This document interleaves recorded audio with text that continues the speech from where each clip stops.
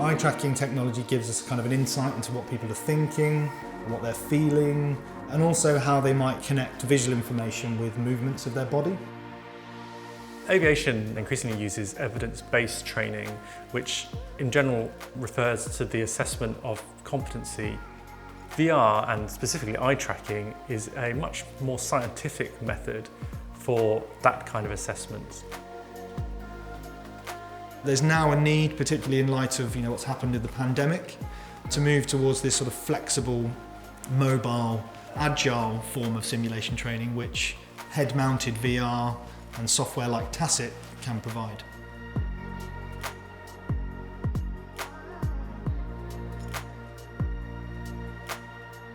Training currently, in a conventional sense, relies on a human instructor assessing or observing non-technical competencies.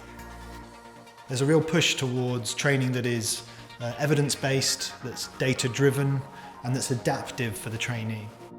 Tacit's a piece of software that allows us to put pilots into aviation scenarios so that we can record their eye movements using eye tracking technology and understand how they've achieved their expertise or their competency in a particular part of the aviation drill.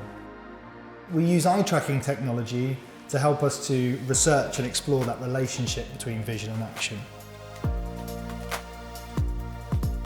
With Tacit, we were addressing a real opportunity in terms of COVID, and we needed to be able to develop something pretty quickly to address that skills gap.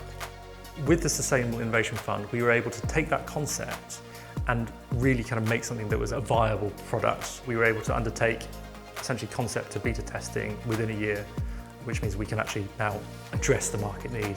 Without the Sustainable Innovation Fund, we would not have been able to develop Tacit in the time scale that we have. Cineon are able to deliver these training products to make training more flexible, more mobile, more accessible, but also to make training smarter. Our goal with Cineon is to remain at the forefront of evidence-based technology and to keep innovating where we see the need.